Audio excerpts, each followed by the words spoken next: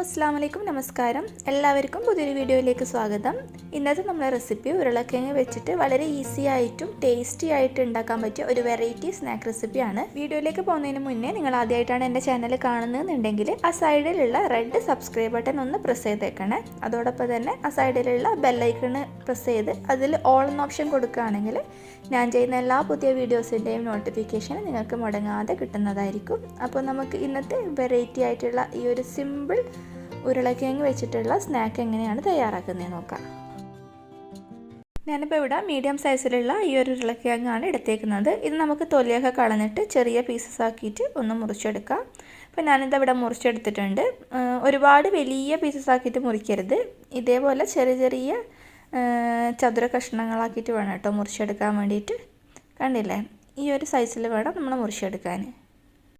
അടുത്തതായിട്ട് നമുക്കൊരു മാവ് കലക്കിയെടുക്കണം. അതിനായിട്ട് ഒരു ബൗളിലേക്ക് ഞാൻ 1 കപ്പ് കടലമാവ് ചേർത്ത് കൊടുക്കുകയാണ്. ഇതിൻ്റെ കൂടെ തന്നെ 1 ടീസ്പൂണ് മുളക് പൊടി ചേർത്ത് കൊടുക്കുന്നുണ്ട്.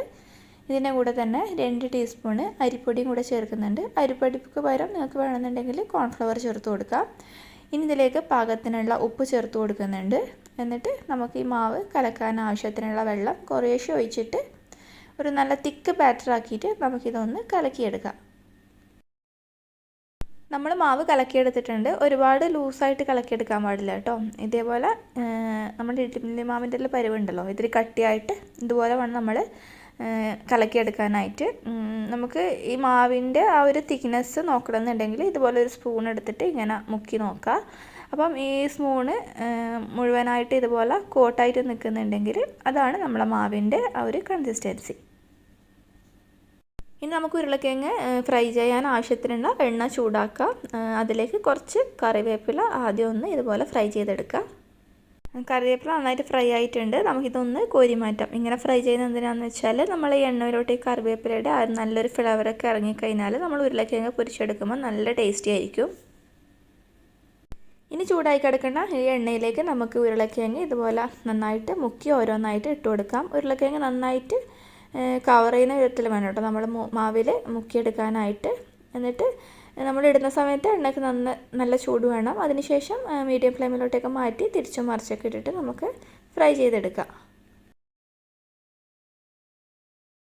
നമ്മൾ മാവിൽ മുക്കി ഫ്രൈ ചെയ്ത് വരുന്ന സമയത്ത് ഇത് ഇത്രയും കൂടെ ഒന്ന് വലിപ്പം വെക്കും കേട്ടോ. അതുകൊണ്ടാണ് ഒരുപാട് വലിപ്പത്തിൽ ഉരുളക്കിഴങ്ങ് കട്ട് ചെയ്തെടുക്കരുതെന്ന് പറയുന്നത്.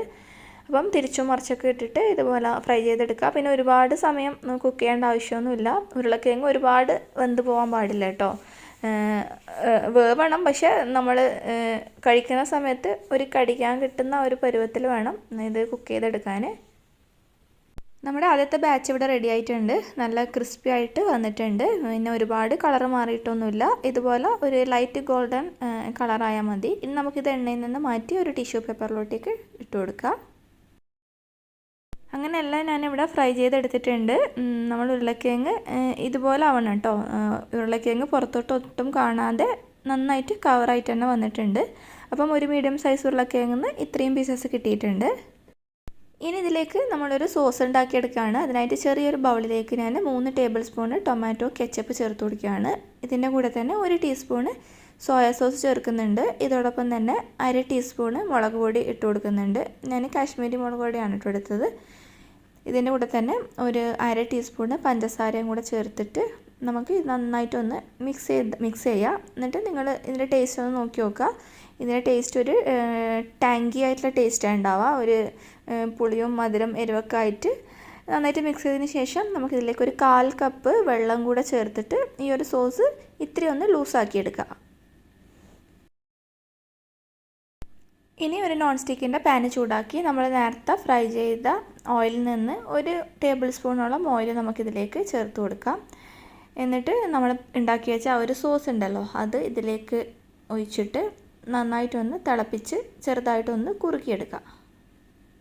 അപ്പം നന്നായിട്ടൊന്ന് കുറുകി വന്നിട്ടുണ്ട്. ഇനി നമുക്കിതിലേക്ക് നമ്മൾ നേരത്തെ ഫ്രൈ ചെയ്ത് വെച്ച ഉരുളക്കിഴങ്ങ് ഉണ്ടല്ലോ, അത് ചേർത്തിട്ട് നന്നായിട്ടൊന്ന് മിക്സ് ചെയ്ത് കൊടുക്കാം. ഉരുളക്കിഴങ്ങിൻ്റെ എല്ലാ വശത്തും ഈ ഒരു സോസ് പിടിക്കുന്ന രീതിയിൽ നന്നായിട്ടൊന്ന് ഇളക്കി കൊടുക്കാം. തീ ഒരു ചെറിയ ഫ്ലെയിമിൽ വെച്ചാൽ മതി. നന്നായിട്ട് മിക്സ് ചെയ്തിട്ട് ഇത് നമുക്ക് കുറച്ചുകൂടെ ഒന്ന് ഡ്രൈ ആക്കി എടുക്കണം. ഇതിപ്പോൾ റെഡി ആയിട്ടുണ്ട്.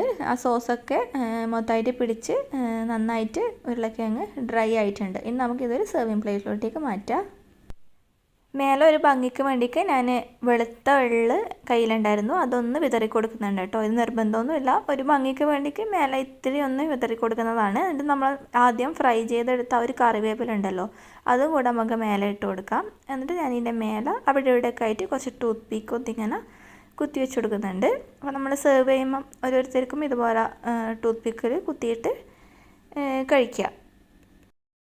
അപ്പോൾ എല്ലാവരും ഈ ഒരു റെസിപ്പി ട്രൈ ചെയ്ത് നോക്കാം കേട്ടോ. നല്ല ടേസ്റ്റി ആയിട്ടുള്ളൊരു ഈസി സ്നാക്ക് റെസിപ്പിയാണ്. ഇത് കഴിക്കുമ്പം ചെറിയൊരു ചൂടോട് കൂടെ തന്നെ കഴിക്കുക.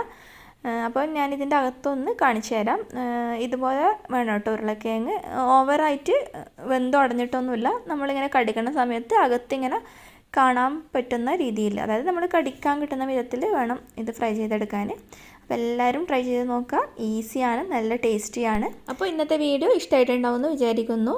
എല്ലാവരും ട്രൈ ചെയ്ത് ഫീഡ്ബാക്ക് തരിക. ഇൻഷാ അല്ലാഹ് അടുത്ത നല്ലൊരു റെസിപ്പി ആയിട്ട് കാണാം. താങ്ക്